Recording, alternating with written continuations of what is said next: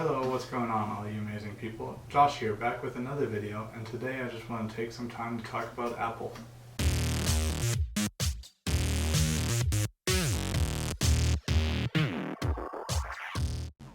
Now before we jump into this one, let me just take a second to thank you for watching and supporting me. If you're new here, don't forget to subscribe so you don't miss any of my new content. And also make sure to smash that like button. Okay, now that we've taken care of that, let's get right into it. I've been an avid Apple fan for many years now, and like many people, I've been drawn into this Apple ecosystem.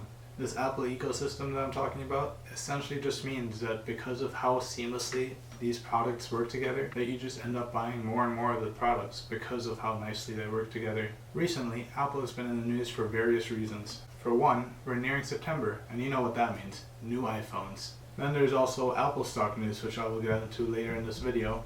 And then lastly, there is the antitrust hearing that Apple's been a part of alongside Amazon, Facebook, and Google. If you want to skip to any particular part of this video from the 3 topics I'll be discussing, here's the different times that you can skip forward to. In this video, I just want to dive a little bit deeper into these topics and start a conversation with you guys and see what your thoughts are on anything that I bring up today. If you want to share any of your thoughts, comments, or questions with me, leave them down below and I'll start a conversation with you there. So now that we've taken care of all the intro stuff, let's get right into it. First up, let's talk about the new iPhone 12, which should be getting announced here in the next couple months. Leading up to this announcement event, there's always so many rumors that start coming up. Even after this announcement, there'll be rumors about the next year's iPhone. While many of these might just remain rumors, some of them will actually be converted into the next iPhone, which we will see here shortly. A recent rumor indicates a circular array of magnets inside of the device, which could suggest changes to the way we charge or a new mounting feature. This could suggest that Apple is working on a new charging mat for the iPhone 12 to utilize this new magnet array.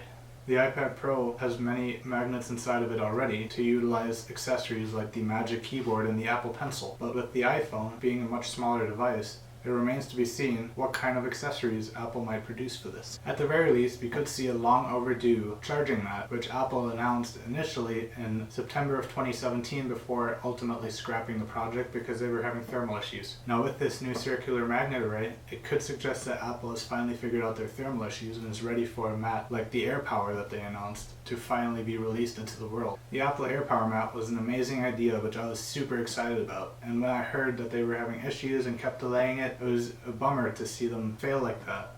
But with the new news or rumors about this circular array, it could point to this mat finally being released. The Apple AirPower mat was a super great idea, allowing you to charge your iPhone, your Apple Watch, and your AirPods case all on one mat. Right now, if you wanted to do that, you would need numerous ones of these and a special proprietary charger for the Apple Watch. But since Apple is creating this one mat for all of their devices, they can just allow you to charge all of your Apple devices all on one mat. This goes back to the Apple ecosystem I was talking about and how it just all incorporates so well together. When Apple first announced the AirPower mat, I was super excited even though I didn't have the wirelessly charging phone or the AirPods with a wireless charging case.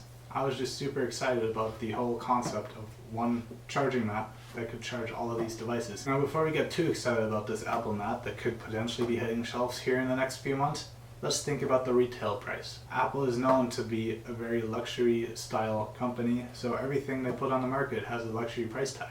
This is displayed by their Apple Watch charging mat. This retails at $80 just for a little stand for your Apple Watch. That is a ridiculously large price tag for just a charger. So with that in mind, if I were to put a price tag on this future Apple mat, AirPower mat, whatever they end up calling this one, my realistic guess would be $150 for one of these, which many people will probably dish out.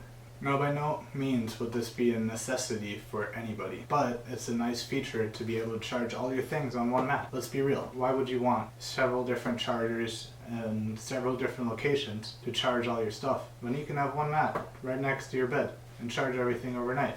Makes so much sense. Now another rumor that I've been hearing is that Apple will likely announce 4 new iPhones. One of them being a 5.4 inch display, 2 of them at a 6.1 inch display, and 1 at 6.7. These could be an iPhone 12, an iPhone 12 Pro, iPhone 12 Pro Max, iPhone 12 Pro Max Plus. I guess we'll just have to wait and see which one they come out with. I think having 4 new phones come out is a great idea for Apple. It allows them to give a wider range of products for consumers. So they might have some lower end products, maybe a smaller phone like the 5.4 inch with lower specs for entry-level iPhone users, and then the Pro versions like last year for the high-end consumers. This is a good route for Apple to take because it gives their consumers a variety of options and routes to go down depending on how much money they have available to spend on a new phone. And with a lot more people anticipated to upgrade this year, it's also another good idea to have more options for the consumer. It is also rumored that all of these new devices that Apple is announcing will all have OLED displays. So this will be on par with the iPhone 11 Pros currently, and it'll bring up their lower end phones as well. OLED displays just allow the display to be thinner. Also, unlike LCD displays, an OLED display doesn't need any backlight. OLED displays also improve image quality, allowing a better contrast, more vibrant colors, better viewing angles, as well as much faster refresh rates. They're also lower in power consumption, which in turn would probably increase their battery life a little bit. Like I said, bringing OLED to all of their devices across the board that they're announcing this year, it'll bring up the lower end scale of their phones, making them compete with other low end phones and giving them even a boost. So typically we see about 2 or 3 phones released, and Apple has been slowly increasing the amount of phones that they announce each year. So with a larger than normal expected number of phones that they're announcing, it could be good for Apple and they could stagger those releases. Now it remains to be seen how Apple goes about releasing their phones this year. They already mentioned that they'll be available a few weeks later. So when it comes to upgrading your phone, a lot of people tend to want to get their hands on the phone and play around with it in stores before they commit to buying such an expensive phone. But with Apple stores currently being closed largely around the entire world, it'll remain to be seen how consumers go about this and if they're willing to make the plunge regardless of getting their hands on a phone prior to committing to buy. On the other hand, you have a lot of people that are ready to upgrade that have been holding on to their phones for 2, 3, maybe even 4 years and are so ready to upgrade that they might not need any hands-on time to convince them that they want these new phones. All of their phones in this year's lineup are expected to ship with 5G technology. This allows for faster data speed, lower latency, and more reliability. Having all of their phones ship with 5G is very important for Apple this year because it allows them to stay competitive, with Samsung already having several phones out with this technology. Now Apple already announced a few weeks ago that their iPhones will be delayed a few weeks, and this is largely due because of the pandemic going on. And it remains to be seen how the iPhones are released this year and how Apple goes about it. Now the typical cycle for Apple is that they announce their new phones in the beginning of September, and then towards the end of September is when you can get your hands on them and buy them. Another rumor that I heard on the internet, and I've been hearing a lot everywhere, is that Apple will not be including any accessories in their packaging this year. So no charging brick, no charging cable, no headphones. And this, I think in my opinion, is a great route for Apple to take. Reducing the amount of e-waste is huge. Now how often do you get a new iPhone and you actually take out the charging brick and the cable to charge? Most of us already have an abundance of these cables laying around ready to charge this new phone. And even if you do take these out of the box, how quickly do they break? There's a lot more reliable chargers that you can buy out there, and now with wireless charging, cables are even less essential. So if Apple can reduce 2 or 3 items and take them out of the packaging, that makes for a lot less e-waste. Now I know this could be an inconvenience for many new iPhone users because they don't have an abundance of these cables laying around like some of us do. But going the third-party route and buying a third-party charger for their new phone is probably a lot cheaper than going the Apple route, where they charge $20 to $30 on just the charger and the charging brick. Now another reason why I'm so enthusiastic about this change is because of the amount of e-waste that this will reduce. Right now, 20 to 50 million metric tons of e-waste are disposed of every year. In the US and Canada, each person accounts for about 44 pounds of e-waste disposed of annually. 44 pounds! By taking out the charging brick, charger, and maybe even the headphones, that creates 3 less things that will be disposed of in the future. Now this won't be the first time the tech industry has seen this kind of change by taking out the charger out of the box. Nintendo, with their DS and 3DS lineups, they've been doing it for the past few years and they haven't had too many issues selling their product. People just know this going in and then they buy a third-party charger or a Nintendo charger if they need it. Now, Apple taking out the charger and the charging cable and the headphones won't drastically lower the price of the iPhones, but it will definitely have an impact on the environmental side of things. If any of you have ever watched the live stream on their website when they announce these new phones, you already know that they include 1 to 2 slides per product on how sustainable their products are and how green they're getting. Now, the iPhone 12 is likely to be a super cycle. I've been hearing this word super cycle around a lot on the internet. Hello, you may be wondering what happened to my hair, but during my last recording of this video, I realized that my camera didn't record 5 to 10 minutes of what I was saying. So it's jumped over the super cycle part and the intro into the antitrust hearing. So the iPhone 12 is also likely to be a super cycle.